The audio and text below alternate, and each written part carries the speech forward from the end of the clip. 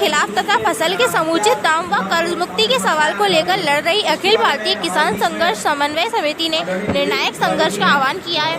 इसकी शुरुआत 25 सितंबर के अखिल भारतीय प्रतिरोध से की जाएगी। हरियाणा और पंजाब इसे बंद का नारा बन चुके हैं। बाकी जगहों पर भी तैयारियां जारी हैं। आखिर क्यों हो रहा है इस कानून का विरोध?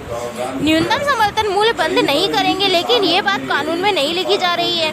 श्री तिवारी ने कहा कि जब बहुराष्ट्रीय कंपनियां जब बाहर से खरीद करेंगी तो मंडी कितने दिन तक टिक पाएगी? BSNL, पोस्टल सर्विसेज, रेल हमारे सामने उदाहरण है। कुछ वर्षों में ही देश भर में 35,000 मंडियां बर्बादी की कगार पर होंगी। श्री तिवारी ने कहा कि संसाधन हमारे और कमाई करेंगी विदेशी कंपनियां। आवश्यक वस्तु कानून 1925 के संशोधन करके यह प्रावधान किया जा रहा है कि निजी कंपनियां चाहे जितना जमाखोरी कर सकेंगी तथा 50 से 100% तक मूल्य वृद्धि तक सरकार में कोई हस्तक्षेप नहीं करेगी। यह प्रावधान खाद्य वस्तु के दाम बढ़ाकर जनता की लूट सुनिश्चित करेगा। उन्होंने कहा कि एक तरफ तो सरकार किसान हितैषी होने का दावा कर रही है, लेकिन दूसरी तरफ स्वामीनाथन आयोग के सिफारिशों और C2 फॉर्मूले को लागू किया जा रहा है।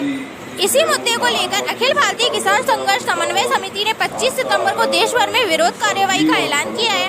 पंजाब, हरियाणा सहित देश के कई राज्यों ने बंद का आह्वान किया है। देश के कई मुख्य राजनीतिक दलों एवं मजदूर संगठनों ने भी इस आंदोलन में समर्थन की घोषणा की है। ग्वालियर में भी हम समस्त किसान संगठन एवं कार्यकर्ताओं ने मिलकर निर्णय लिया है कि 25 सितंबर को दोपहर 12 बजे फूलबाग से रैली निकालकर मोती महल स्थित संभागीय आयुक्त कार्यालय पर जंगी प्रदर्शन किया जाएगा। इस आंदोलन की तैयारी में गाँव-गाँव जाकर किसानों के बीच जाकर जन जागरण अभियान भी चलाया जाएगा।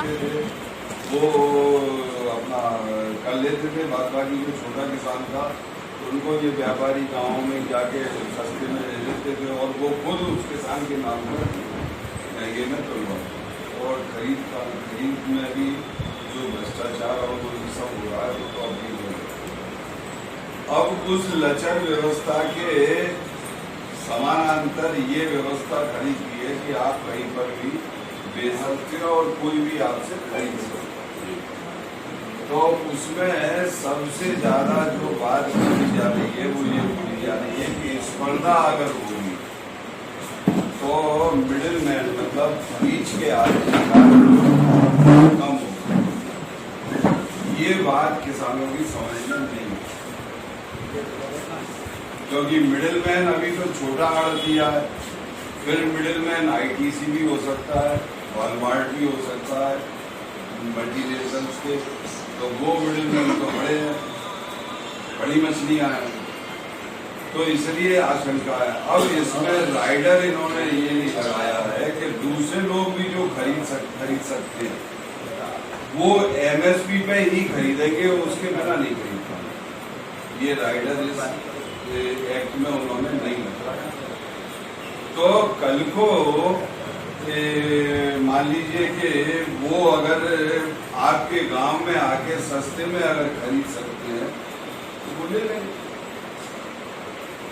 पूंजी उनके पास है, वो उसको। अच्छा, और उपभोक्ता बिल में आप होर्डिंग की भी इजाजत दे रहे हो कि ये जो जिन्सों पे अभी ये पाबंदी थी कि इससे ज्यादा आप माल को नहीं रख सकते, तो उसमें भी आप छूट दे रहे हो कि कितना भी रखा जा सकता है,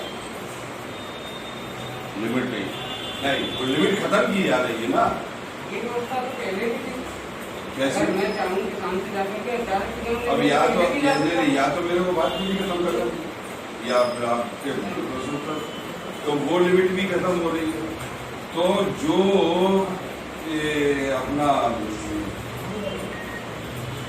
होर्डिंग के कारण कालाबाजारी जो होती थी वो इस देश में आज भी हो रही है, ये बढ़ेगी। कैसे हो रही है कि जब फसल आती है तो वो जो भाव रहता है साल भर में उसका भाव डूबने तक पहुंच जाता है,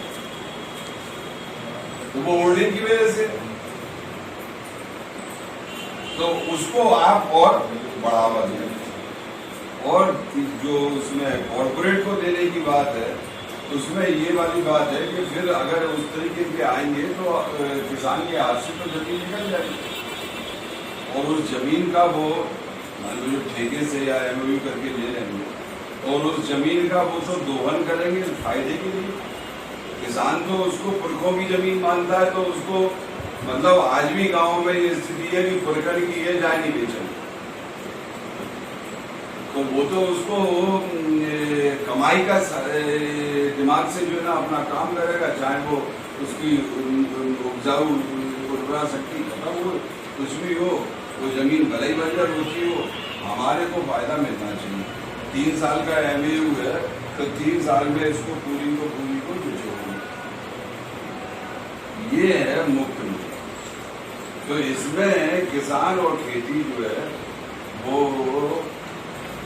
बड़े हाथों में जाके, बड़े मछलियों के हाथों में जाके और आगे चल के, जैसे पेप्सी कोला का और कोको कोला का उदाहरण आपके सामने 77 में जब जनता पार्टी की सरकार बनी थी तो 777 लागू किया था। आज 777 का पता है कि कितना? पेप्सी कोला और कोको कोला हिंदुस्तान में लॉन्च हो रहे हैं तो 3 साल के घाटे के लिए ही उन्होंने 500 करोड़ रुपया रख दिया है। ये घाटे का, तो उन मल्टीनेशनल्स के मुकाबले में जब हिंदुस्तान के बड़े बड़े उद्योगपति नहीं खड़े हो पा रहे हैं तो हमारी उसमें आरोप ये है कि सरकारें चाहे जिसकी हो वो किसानों से और खेती से पिंड छुड़ाना चाहते हैं, तो इनको ले दे के सीधे बाजार के हवाले कर दो, सरकारों के ऊपर कोई भी बात आना बंद हो जाए। मुझे तो उसमें इस साजिश की बू आ, पहले इन्होंने फसल बीमा के ऊपर किया, ये अटल जी ने लागू किया, मोदी जी ने आके उसको मैंडेटरी कर दिया, कंपलसरी कर दिया, और कंपलसरी जब से किया है तो हजारों मतलब 10,000 करोड़ रुपए से तो कम का मुनाफा किसी साल नहीं हुआ उन बीमा कंपनियों। और किसानों की स्थिति ये है कि आप अगर ढूंढेंगे तो इतने उदाहरण मिल जाएंगे आपको कि जितना उसने प्रीमियम जमा किया है उससे भी कम पैसा उसको बीमा के तहत मिला। नहीं मिला है उनको तो छोड़ो, तो ये स्थिति वो बीमा में भी यही था कि कैसे भी हमारा पिंड छूट जाए खेती से और किसानों से। होना तो ये चाहिए था कि आप जो है मंडी की जो व्यवस्था उसको और सुचारू तौर पे चलाते, उसमें और सुधारों की जो जरूरत थी उसको आप करते। एक उदाहरण है इसी देश में कि 1906 में ये व्यवस्था खत्म की गई थी बिहार के अंदर, आज भी खत्म चूक है। और पंजाब और हरियाणा में ये व्यवस्था जरा ज्यादा अच्छी तरह से लागू है, तो पंजाब और हरियाणा के किसान की स्थिति देख लो आप और बिहार के किसान की स्थिति। आज की रिपोर्ट में बस इतना ही, फिर मिलेंगे।